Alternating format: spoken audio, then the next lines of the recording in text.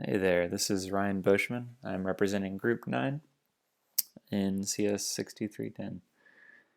Our team primarily used Slack and WebEx to communicate with one another.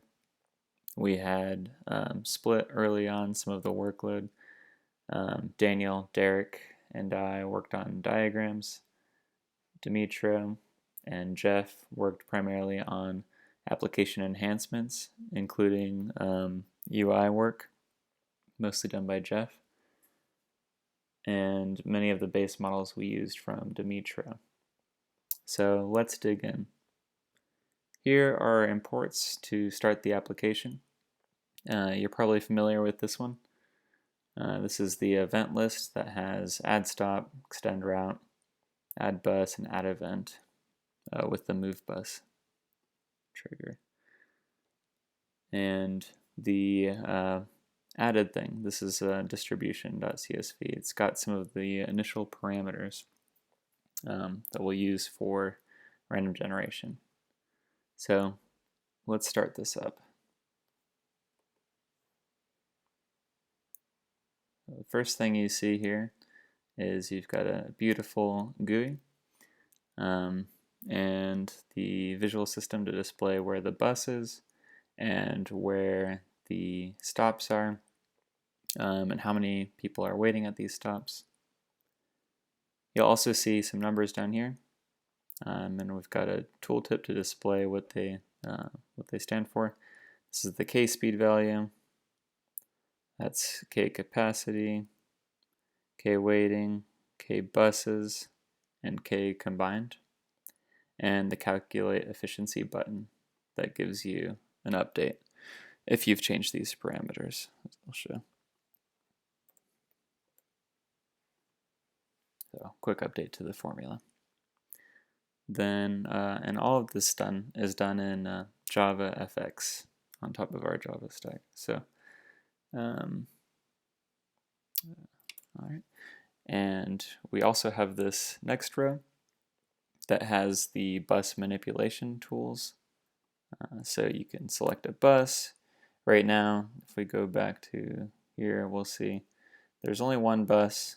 There is one route with 1, 2, and 3 stops, and a second route with 1 and 3, and just those 3 stops. So currently, we can look at where this bus is. The bus has an ID of 1, passenger 0, index location 0. That means that it's in the first position, ID 1. And passenger capacity of 10, route is 1, speed is 10, as it was decided in the initial startup file.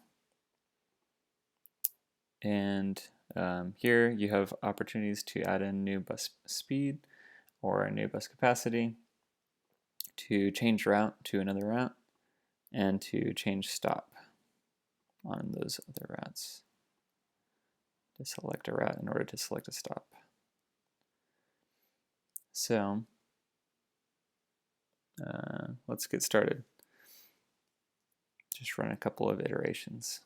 So move bus goes to ID 2, and you can see the output. If we had put a greater than sign, we could have pushed this out to an output file that would have the same setup as what we're used to in the past. And we'll just do a couple more. You can see the bus moving 1, 2, 3, 1, 2, 3. And now we have a couple of events logged and the times that it took to do that. So we're noticing that the bus is taking some time. The efficiency isn't too great.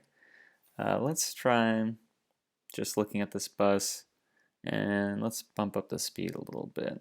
So speed currently is 10. Let's make it 30. And we'll give it some more room. Double the size of the bus. Let's change the route to route 2. And we can stay in 3. We'll edit the bus. Oops, I forgot to pick my bus. But did you see the error log? That's beautiful. Doesn't crash. All right, edit bus. Bus edited successfully. So now, remove bus. We'll find that it only goes between 1 and 3 because its route has been shifted. And it does it a lot faster. You can see how now it's a lot tighter in the 500s, where before we ramped up pretty quickly in time. Now also we have the replay button where we can go back. So let's go back a couple. 3, 3.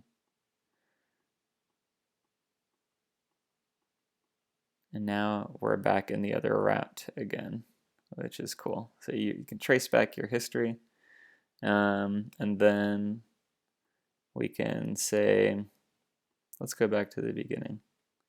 So event queue is empty. Now we're back at the beginning. Edit bus, and let's move bus again.